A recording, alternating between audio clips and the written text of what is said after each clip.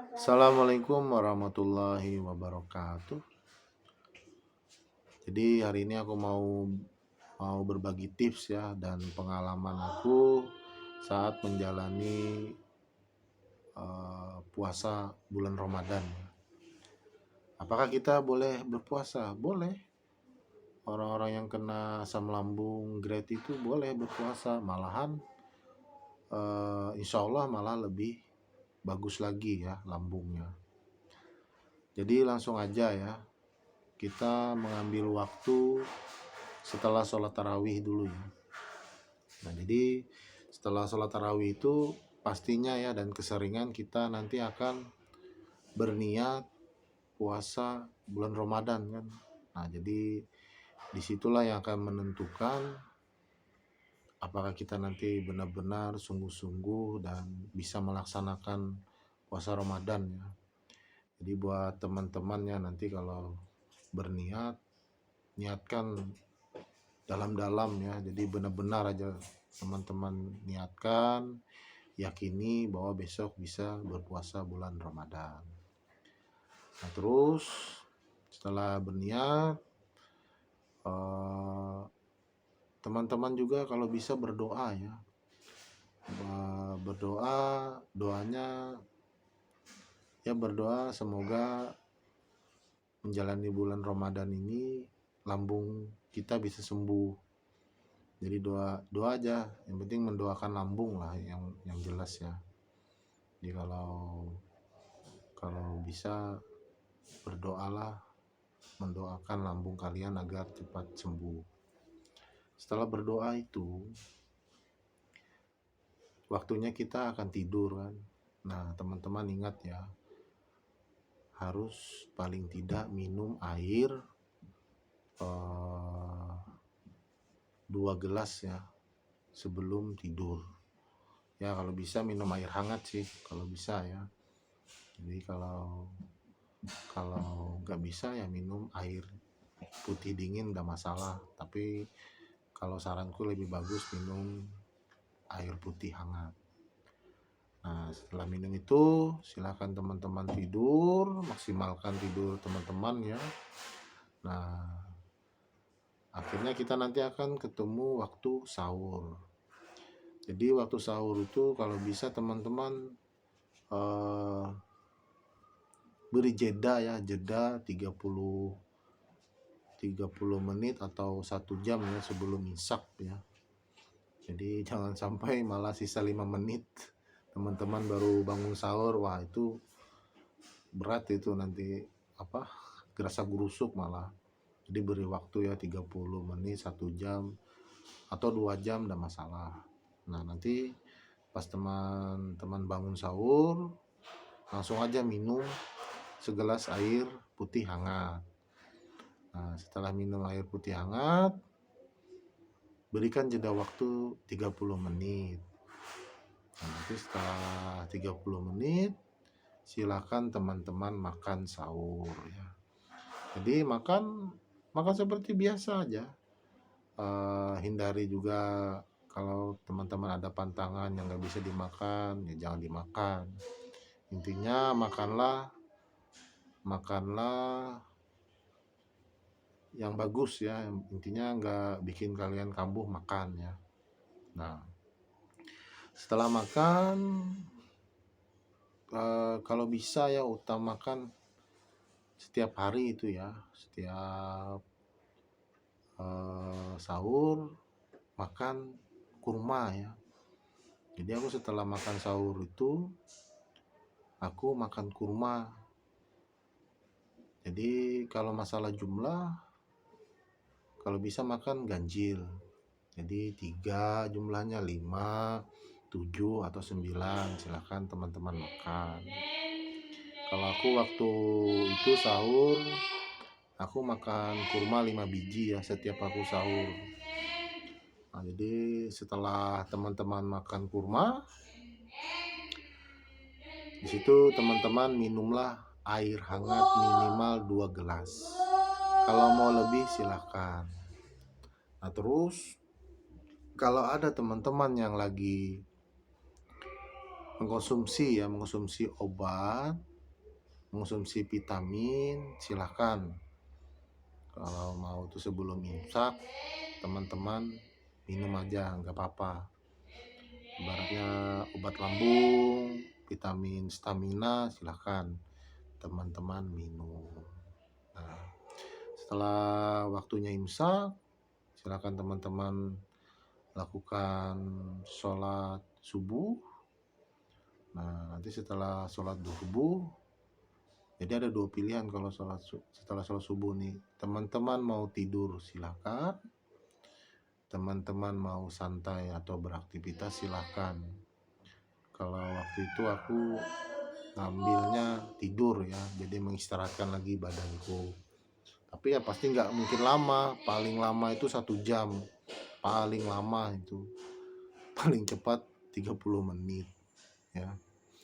Nah di situ dari mulai pagi sampai waktu zuhur, teman-teman nanti akan merasakan, dan itu pasti, yang lagi kena asam lambung dan GERD serta anxiety itu pasti nanti akan merasakan sensasi yang sangat dahsyat, kemungkinan ya akan merasakan tubuh tuh yang aneh-aneh. Mungkin nanti ada juga yang rasanya takut mati ya. Nah di waktu itu ya, dari mulai pagi sampai menjelang zuhur, sholat zuhur, nah itu waktunya yang sangat berat nanti yang kita jalankan ya. Di situ sampai teman-teman harus mengambil ini cara ya untuk memahami, menyadari, mensyukuri ya atas apa yang dirasakan di saat itu ya. Nah untuk menguranginya, kalau waktu itu aku berzikir aja ya. Jadi aku berzikir, ngambil tasbihku ya. Jadi saranku kalau tasbih ya jangan kalian pakai yang tombol itu ya, jangan ya. Kayak seperti kalau dipencet keluar angka, pencet keluar angka tuh jangan ya. Kalau bisa tasbih biasa aja yang bulat-bulat itu, nah kalian gunakan itu ya. Kalau bisa tasbih bulat ya. Kenapa harus pakai tasbih bulat? Nanti kalian tahu sendiri ya. Kenapa harus pakai tasbih bulat, dan kalian nanti tahu ya efeknya apa gitu ya. Nah, jadi ingat ya, dari pagi sampai ke arah sholat zuhur itu, ini yang sangat berat nanti yang kita jalani ya, buat teman-teman yang penderita asam lambung, GERD dan anxiety ya. Nah, menjelang sholat sholat zuhur, usahakan teman-teman mandi. Jadi mandi dulu, setelah mandi baru sholat zuhur. Nah, lakukan aja itu ya. Nah, nanti setelah sholat zuhur, ini ada pilihan lagi. Mau teman-teman tidur atau mau teman-teman santai atau beraktivitas, silahkan. Jadi itu kalau nggak tidur nggak masalah, kalau tidur bagus aja, nggak apa-apa. Nah, jadi dari zuhur tadi mengarah ke asar ya, sholat asar. Di situ lagi usahakan mandilah sebelum sholat asar. Kenapa harus mandi? Supaya teman-teman gak mandi lagi sebelum maghrib. Karena nanti kalau teman-teman malah mau ngambil waktunya mandi di sore hari, nah itu yang bisa membuat gangguan pemikiran ya. Pikiran kita nih jadi cemas, nanti jadi takut ya. Nanti malah lambungnya juga mulai bereaksi juga ya. Nah kalau bisa mandilah sebelum sholat asar tadi. Jadi nanti kalau sudah mandi, silakan teman-teman sholat asar. Nah nanti dari sholat asar lagi ke arah maghrib, insya Allah itu sudah tenang, sudah santai, sudah nggak ada lagi yang aneh-aneh. Jadi pengalamanku waktu itu kalau asar ke maghrib itu sudah aman ya. Yang berat itu yaitu tadi dari pagi ke sholat zuhur, itu yang beratnya. Untuk mengurangi beratnya itu teman-teman usahakan berzikir ya. Oke. Jadi menjelang sholat maghrib, akhirnya kita berbuka puasa. Nah, di situ teman-teman sebelum berbuka puasa ya sudah disiapin minum air hangat. Yang kedua, makanlah buah kurma ya. Jadi aku waktu berbuka puasa itu aku minum air hangat ya. Setelah minum air hangat, aku makan buah kurma 3 biji ya. Gak pernah lebih, 3 biji aja aku makan. Nah, di situ setelah itu beri jeda 30 menit. Nah, jeda 30 menit kalau bisa gunakanlah untuk sholat maghrib. Itu ya, diingatin ya. Pas berbuka puasa, makan, minum air hangat ya, satu gelas. Kedua, makan kurma ya. Kalau pengalamanku tahun lalu, aku makan 3 biji aja, nggak lebih. Nah, jangan sampai pas berbuka puasa teman-teman langsung makan, yaitu makan nasi, makan yang berat-berat. Nah, karena pengalamanku waktu itu ya, aku cobain, aku lakukan, ya alhamdulillah sampai jam 11 malam aku merasakan sensasi yang aneh-aneh ya. Di situ bikin aku jerah. Jadi aku nggak melakukannya. Itu cuma 1 kali ya waktu bulan Ramadan aku cobain, itu kalau nggak salah di pertengahan bulan Ramadan tuh aku cobain seperti itu ya. Nah, jadi ya itu tadi, makanlah setelah sholat maghrib. Nah, jadi setelah sholat maghrib silahkan makan untuk berbuka puasa. Setelah makan untuk berbuka puasa, teman-teman usahakan lagi minum air hangat minimal 2 gelas ya. Setelah minum air putih hangat 2 gelas, pastinya sudah waktu sholat isya. Silakan teman-teman melakukan sholat isya. Nah, setelah sholat isya pasti kita akan tarawih. Nah, setelah tarawih akhirnya kita pulang dan kembali seperti awal video tadi ya, berniat. Jadi itu ya pengalamanku ya waktu aku menjalankan puasa bulan Ramadan. Dari cerita itu ada 2 ya, ada 2 yang sangat berat dilakukan ya, sangat berat dilakukan, yaitu permasalahannya sholat dan mandi. Nah, jadi kita membahas yang pertama ya, masalah sholat ya. Sebenarnya bukan di waktu puasa aja yang sangat berat ya sholat itu, tapi di saat tidak puasa Ramadan pun itu sangat berat ya. Dan aku juga mengalami waktu itu ya, seperti itu ya. Nah, jadi memang waktu sholat tuh pasti berdiri, rasa sempoyongan, rasa mau pingsan, rasa kaki itu nggak kuat. Tahu-tahu setelah 1 rakaat rasanya mau tahu-tahu berkeringat deras. Tapi kalau berkeringat deras itu bagus ya. Yang penting macam-macam lah, perut pun rasa nggak enak ya, pasti itu. Nah, sebenarnya di situ teman-teman harusnya mensyukuri ya, dan ya menikmati lah, karena itulah yang nikmatnya ya. Nikmatnya terkena asam lambung ya.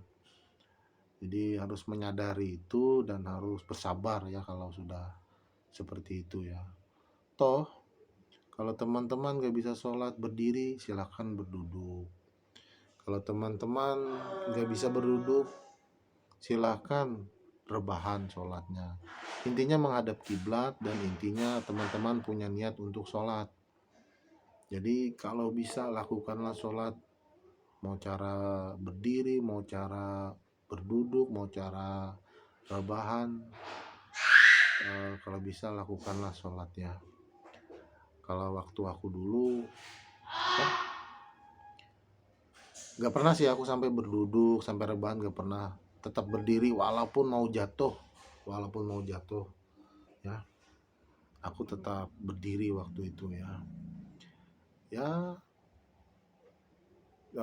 sholat. Jadi ada pertanyaan, kalau seperti itu kan sholatnya nanti apakah diterima, apakah khusyuk? Sebenarnya nggak perlu ya kita memikiri itu diterima atau tidak sholatnya. Intinya kita lakukan ya. Masalah khusyuk, aku pengalamanku aja ya, kalau aku sholat ya, waktu sakit itu, wah, gak ada kata-kata khusyuknya, tapi tetap kulakukan sholat itu. Jadi jangan patah semangat ya, harus malah semangat ya untuk sholatnya, karena itu kunci ya, kunci untuk kita mendekatkan diri, terus kita pasrah pada Allah ya. Nah terus selanjutnya yang kedua ya, kedua itu beratnya mandi ya. Jadi kadang nanti akan ada merasa takut mandi, takut kedinginan, takut pingsan di dalam kamar mandi, itu pasti ya. Dan itu aku waktu dulu tuh nggak sekali dua kali, malah tiap hari ya. Waktu puasa itu malah tiap hari, tapi tetap kulakukan ya. Kenapa? Bagaimana sih tipsnya supaya bisa melakukan mandi?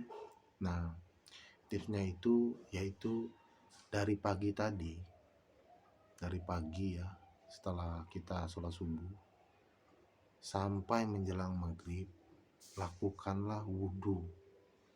Jadi setiap rasa badan itu najis atau kita kencing kan, berwudulah.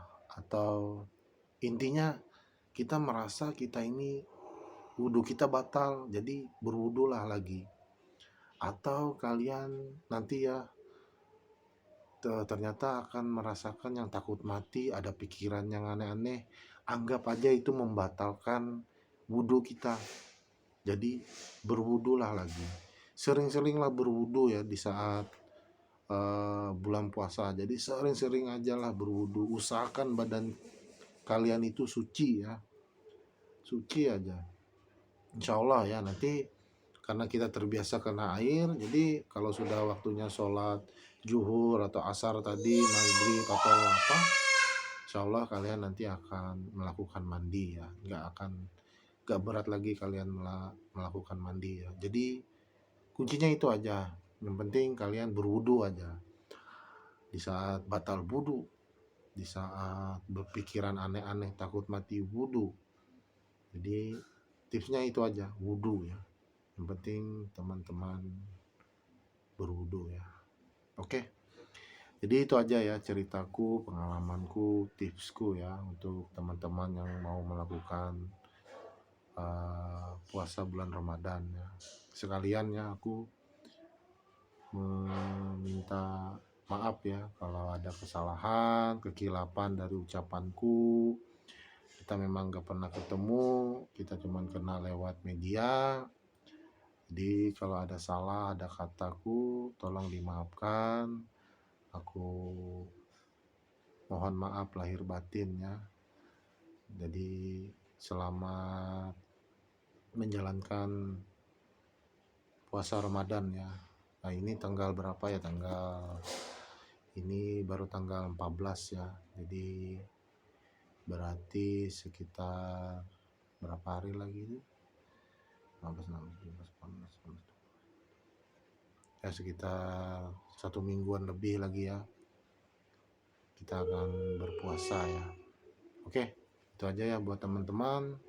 Terima kasih udah mendengarkan videoku ini ya. Semoga puasa kalian lancar ya. Oke, itu aja. Assalamualaikum warahmatullahi wabarakatuh.